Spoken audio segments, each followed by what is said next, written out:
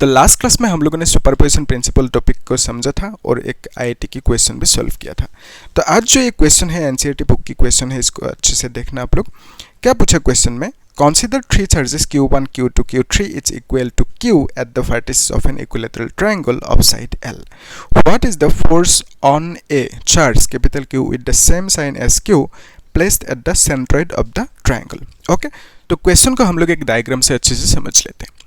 यहाँ पे ये एक इक्विलेटरल ट्रायंगल है, तो इसमें जो चार्ज है q1 है, इसका वैल्यू q है। यहाँ पे q2 है, इसका वैल्यू भी q है। यहाँ पे q3 है, इसका वैल्यू भी q है।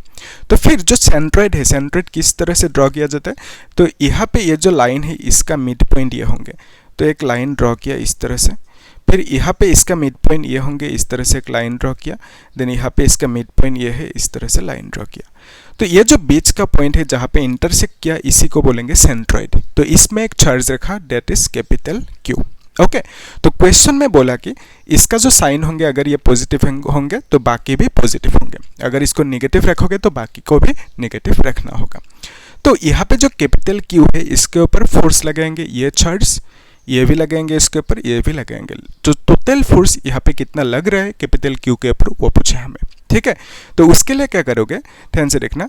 यहाँ से यहाँ तक की जो डिस्टेंस है इसको हम सपोज r कह दिया, तो रूल के हिसाब से यहाँ से यहाँ तक की डिस्टेंस भी r होंगे, क्योंकि this is the property of equilateral triangle. तो ये एक इक्विलेटरल ट्रायंगल है, तो यहाँ से यहाँ तक की लाइन जो है वो r होंगे, तो ये भी r होंगे, ये भी r होंगे। ठीक है, तो अभी देखो ये जो चार्ज है q1, ये इसके ऊपर फोर्स लगाएंगे कौन सी डायरेक्शन में, इस डायरेक्शन में, इसको कह दिया F1। तो अभी F1 की वैल्यू क्या लिखोगे, F1 will be equal to K Q1 मतलब Q फिर capital Q divided by R square. फिर F2 क्या लिखोगे, F2 ये लगाएंगे इसके ऊपर फोर्स इस डायरेक्शन में, तो इसको कह दिया F2। तो F2 will be equal to K Q divided by R square. Okay, तो F3 will be equal to ये लगाएंगे फोर्स इसके ऊपर इस डायरेक्शन में, दैट इज F3। तो F3 is equal to K Q by R square लिख सकते हो। तो यहाँ से हमें यह समझ में है कि तीनों फोर्सेस इक्वल है, तो basically we can write F1 equal to F2 equal to F3। So इसको F कह देते हैं। ओके, तो अभी ध्यान से देखना, ये जो Q है यहाँ पे है Q, तो इसके ऊपर नीचे एक फोर्स लग रहा है, दैट इज F1, इसको F कह दिया क्योंकि तीनों सेम है। तो यहाँ पे जो फोर्स है इसको F कह दिया, इसको भी F कह सकते हैं क्योंकि तीनों सेम है। फाइन, तो क्वेश्चन में हमें क्या पूछा, इसके ऊपर टोटल फोर्स कितना लग रहा है। ठीक है, तो ऑब्वियसली 0 होंगे, कैसे उसको भी देख लेते हैं। देखो, आइडिया ये है कि सपोज एक जो parallelogram law of factor addition है वो देखो, इस तरह से एक फैक्टर लिया हमने, ए फैक्टर, यहाँ पे एक बी फैक्टर लिया, तो दोनों का जो रिजल्टेंट होंगे that is given by parallelogram law of factor addition. तो इस तरह से हम लोग एक पैरेललोग्राम ड्रॉ करेंगे, सो ये होंगे रिजल्टेंट। ठीक है, तो रिजल्टेंट निकलने के लिए जो फॉर्मूला है that is a square plus b square plus 2ab cos theta. तो थीटा कितना है, यहाँ पे रूट लगाना होगा, तो theta will be the angle between जिसका हम लोग रिजल्टेंट ले रहे हैं। ठीक है, तो ए और बी का रिजल्टेंट ले रहे हैं, तो उसके बीच में एंगल इज थीटा। ओके, ये है आर की फॉर्मूला।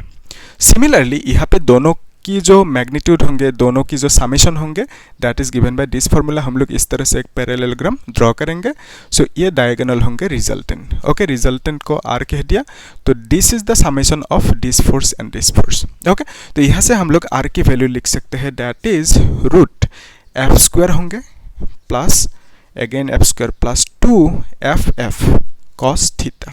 ओके, तो theta is the angle between this two forces. Okay, जिसका रिजल्टेंट ले रहे हैं उनके बीच में जो एंगल है वो लिखना होगा, तो बेसिकली ये है थीटा। तो यहाँ पे हम लोग थीटा लिखेंगे, तो थीटा की जगह पे हम 120 लिख सकते हैं। कैसे देखो, सो यहाँ से यहाँ तक जो एंगल होंगे, फिर यहाँ से यहाँ तक जो एंगल होंगे, यहाँ से यहाँ तक जो एंगल होंगे, तीनों मिला के कितना होंगे 360 डिग्री।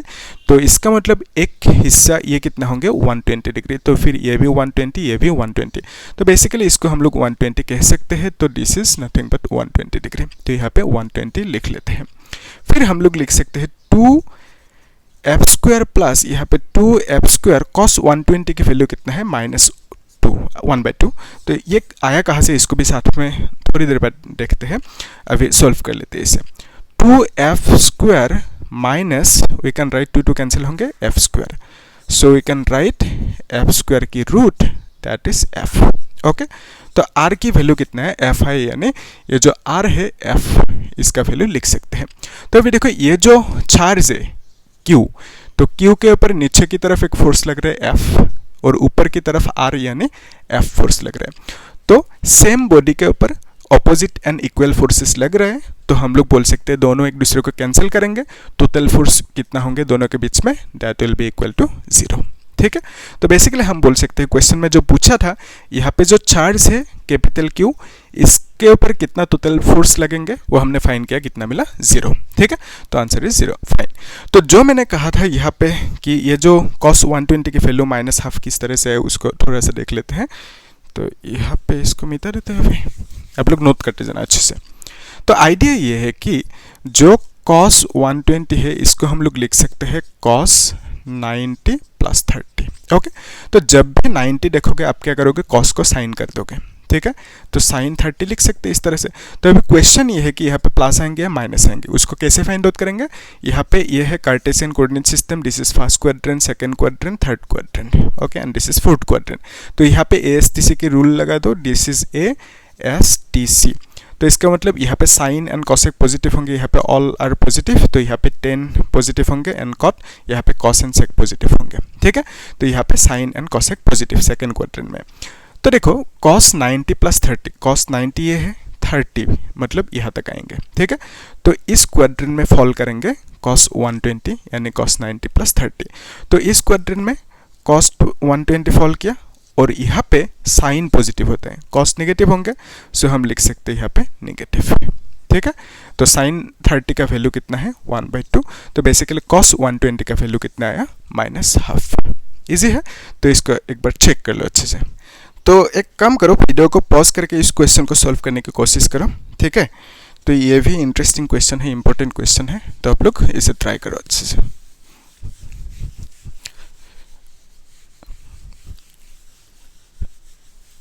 तो क्या पूछा इस क्वेश्चन में, charges of +5 microcoulomb, +10 microcoulomb and -10 microcoulomb are placed in air at the corners A, B and C of an equilateral triangle ABC. Having each side equal to 5 cm, determine the resultant force on the charge at A. Okay, तो एक diagram draw करके इसको अच्छे से solve कर लेते हैं। ठीक है, तो यहाँ पे ये एक डायग्राम है, दिस इज इक्विलेटरल ट्रायंगल, क्योंकि हमें क्वेश्चन में बोला कि ये जो साइड्स है इसका वैल्यू क्या है 5 सेंटीमीटर, इसका भी वैल्यू 5 सेंटीमीटर, इसका भी 5 सेंटीमीटर। तो बेसिकली ये एक इक्विलेटरल ट्रायंगल है। तो यहाँ पे जो चार्ज है इसका वैल्यू कितना है +5 माइक्रोकूलम। तो यहाँ पे जो चार्ज है इसका वैल्यू +10 माइक्रोकूलम एंड इसका वैल्यू कितना है -10 माइक्रोकूलम। ये हमें देकर रखा। क्वेश्चन में पूछा कि यहाँ पे जो ये +5 माइक्रोकूलम चार्ज है इसके ऊपर टोटल फोर्स कितना लगेंगे वो निकलने दिया। तो यहाँ पे फोर्स लगेंगे कौन, तो ये जो +10 है ये भी लगाएंगे इसके ऊपर फोर्स, कौन सी डायरेक्शन में, यहाँ पे इस डायरेक्शन में। ठीक है, इसको F1 कह दिया। क्यों, क्योंकि ये प्लस है ये भी प्लस है, तो ये रिपेल करेंगे, इस डायरेक्शन में फोर्स लगेंगे। तो अभी F1 की वैल्यू हम लोग लिख सकते हैं वहाँ से, दैट इज KQ1 मतलब 10 माइक्रो मतलब 10⁻⁻6, फिर यहाँ पे 5 × 10⁻⁻6 डिवाइडेड बाय सेपरेशन इज कितना है 5 centimetre, so we can write 5 × 10⁻², metre, क्योंकि 1 सेंटीमीटर इक्वल टू 10⁻² मीटर। तो स्क्वायर है, इस तरह से स्क्वायर लगा दिया। ओके, सो k का वैल्यू कितना है 9 × 10⁻9 लिख सकते हैं। ओके, तो यहाँ से हम लिख सकते हैं 9 × 5 इंटू ये जो 10 है इसको यहाँ पे एडजस्ट किया, इट विल बिकम 10⁻⁵। ठीक है, तो यहाँ पे 10⁻9 है, देन 10⁻11 लिख सकते हैं। नीचे क्या लिखेंगे 5 × 5 × 10⁻⁴। ओके, तो अभी 5 कैंसिल होंगे, सो वी कैन राइट 9/5 × 10⁻, ये कितना होंगे -2, तो 10⁻² लिखा। देन नीचे कितना होंगे, ये ऊपर जाएंगे तो we can write 10⁻+4। Okay, so यहाँ से we can find this is how much, 5 1 5, 10 5 8 40 × 10⁻², इतना सा लिख सकते हैं F1 की वैल्यू। ओके, तो सिमिलरली F2 की वैल्यू क्या लिखेंगे, F2 will be equal to, तो ये जो बॉडी है ये फोर्स लगाएंगे इसके ऊपर, कौन सी डायरेक्शन में, इस डायरेक्शन में। ठीक है, तो इस डायरेक्शन में क्यों, क्योंकि ये नेगेटिव है, ये पॉजिटिव है, अट्रैक्ट करेंगे, इसका वैल्यू हमने बोल दिया F2। तो F2 को हम लोग लिख सकते हैं K Q1 Q2, यानी K की वैल्यू 9 इंटू 10⁻⁹, फिर यहाँ पे चार्जेस लिख सकते हैं हम लोग 10 माइक्रो कूलम, माइक्रो मतलब 10⁻⁶, इंटू इसका वैल्यू कितना 5 इंटू 10⁻�6, डिवाइडेड बाय दोनों के बीच में जो सेपरेशन है that is 5 centimetre. Okay, 5 into 10⁻⁻2 और यहाँ पे स्क्वायर। अभी देखो ये जो है this is nothing but this. Okay, तो इसका वैल्यू कितना आया, इतना सा आया, तो हम लोग F2 का वैल्यू क्या लिख सकते हैं 1.8 इंटू 10⁻2 न्यूटन। ओके, यहाँ पे भी न्यूटन लगा दो, तो F2 का वैल्यू इतना सा आया। अभी ध्यान से देखो दोनों तो सेम है, तो F1 इक्वल टू हम लोग F2 लिख सकते हैं। ओके, दोनों को F कह दिया, फाइन। तो यहाँ पे F1 की वैल्यू क्या मिला, F मिला, और इसका भी F लिख दो क्योंकि दोनों सेम है। अभी देखो दोनों के बीच में हमें रिजल्टेंट चाहिए, तो रिजल्टेंट के लिए हम लोग क्या करेंगे, parallelogram law of vector addition. तो किस तरह से लगाएंगे, we have to draw a parallelogram here. Okay, इस तरह से।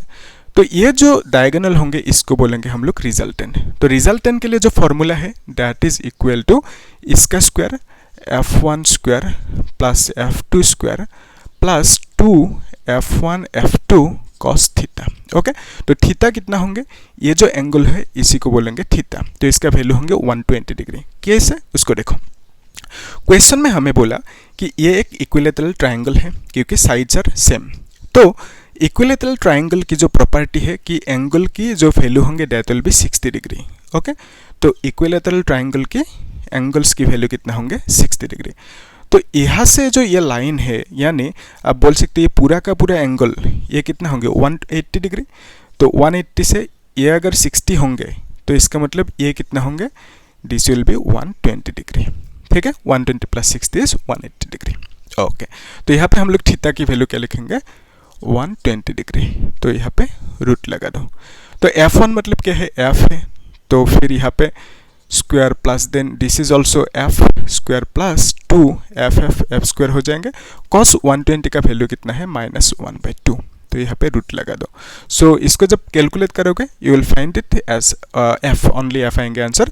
तो हम लोग ठीक है करके देखते हैं, 2F स्क्वायर प्लस माइनस होंगे ना, ये -2 कैंसिल हो गया, then this is F square, तो इसको जब माइनस करोगे you will get F square root तो F। ओके, तो R की वैल्यू यानी जो रिजल्टेंट फोर्स है उसका वैल्यू कितना आया, F आया। ओके, तो अभी देखो F की वैल्यू यानी जो फोर्स है उसकी वैल्यू कितना हमें मिला, देखो F is nothing but F1 and F2, तो F2 की वैल्यू कितना आया, इतना सा।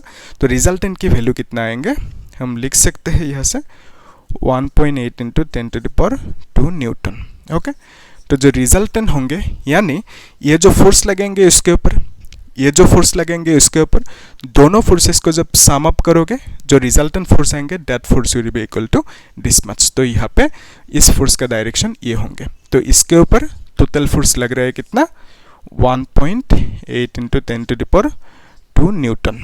ओके, और इसकी डायरेक्शन है ये। ठीक है, तो एक बार चेक कर लो अच्छे से क्लियर है कि नहीं, इजी है। तो आप लोग इस क्वेश्चन को होमवर्क करना और बाकी जो वीडियो है प्लेलिस्ट में चेक कर लेना। हम लोग नेक्स्ट क्लास में अगर ये क्वेश्चन नहीं कर पाओगे तो मैं इसे सॉल्व करा दूंगा। ठीक है, और बाकी टॉपिक भी इस तरह से हम लोग देखेंगे, तो आप लोग प्लेलिस्ट में देखना और वीडियोस को शेयर करना। ठीक है, थैंक यू।